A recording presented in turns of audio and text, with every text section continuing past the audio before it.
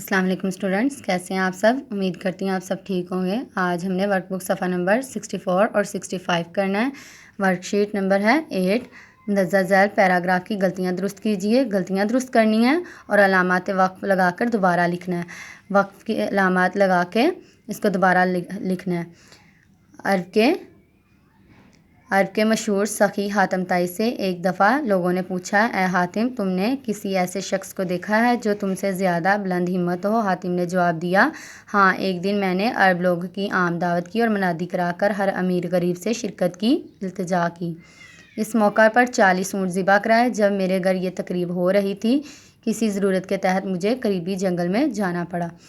اب اس میں ہم نے غلطیاں انڈر لائن کی ہوئی ہیں، ٹھیک ہے۔ اب ان کو ہم نے درست کر کے لکھنا ہے اور ساتھ علامات بھی لگانی ہیں۔ کیا کرنا ہے؟ علامات بھی لگانی ہیں۔ عرب کے مشہور سخی حاتم طائی سے ایک دفعہ لوگوں نے پوچھا۔ سخی سواد سے نہیں، سین سے ہوتا ہے، اور آگے یہاں قومے کی علامت آئے گی۔ آگے اے حاتم کے پاس بھی علامت آئے گی۔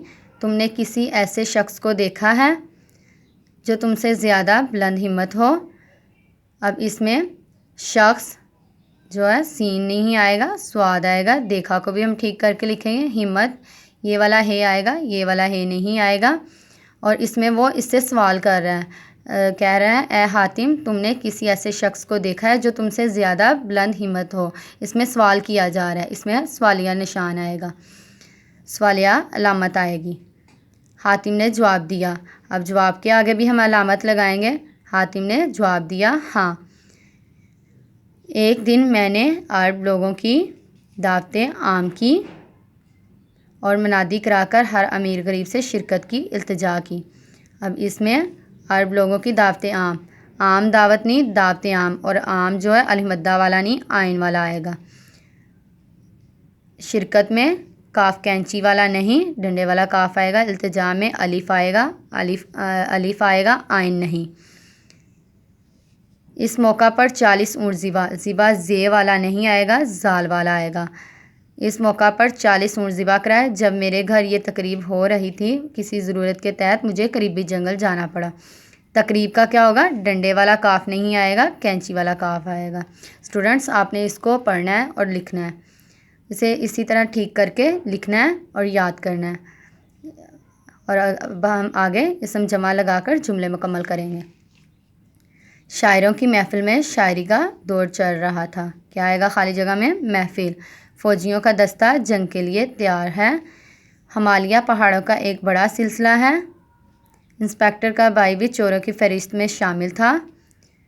انگوروں کا گچھا دھو کر رکھ دو۔ بچوں نے مہمان خصوصی کو پھولوں کا گلدستہ پیش کیا۔ میرا چابیوں کا گچھا نہیں مل رہا ہے۔ پرندوں کی قطار مغرب کی طرف اڑتی جا رہی ہے۔ کہاں اڑتی جا رہی؟ مغرب کی طرف۔ موتیوں کی مالا ٹوٹ کر بکھر گئی۔ دھوبی کپڑوں کا گٹھڑا اٹھا کر لایا۔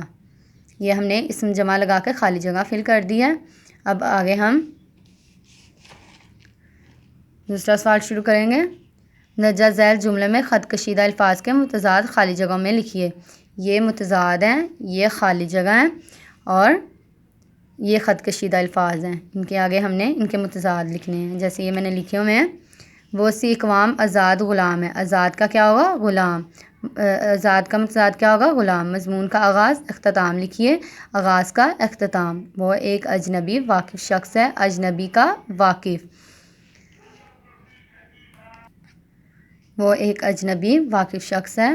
اجنبی کا واقف۔ اس عمارت کا اندرونی بیرونی حصہ بہت خوبصورت ہے۔ اندرونی کا بیرونی۔ ہمارے ہمسائے میں ہمارا حریف، حلیف ملک ہے۔ حریف کا کیا آئے گا؟ حلیف۔ میں موضوع کی حمایت مخالفت میں تقریر کروں گا۔ حمایت کا مخالفت آئے گا۔ میرا دوست چیزیں برآمد کرتا ہے۔ درآمد کا کیا ہوگا؟ برآمد۔ وہ بادشاہ بہت بزدل بہادر تھا۔ بزدل کا کیا ہوگا متضاد؟ بہادر۔ خط لکھنا بہت مشکل سہل کام ہے۔ مشکل کا کیا ہوگا؟ سہل۔ کیا ہر جانور بشر کوشش کرتا ہے؟ جانور کا متضاد بشر۔ اسٹوڈنٹس، آپ نے اس سبق کو اچھے سے پڑھنا ہے اور یاد کرنا ہے۔ اللہ حافظ۔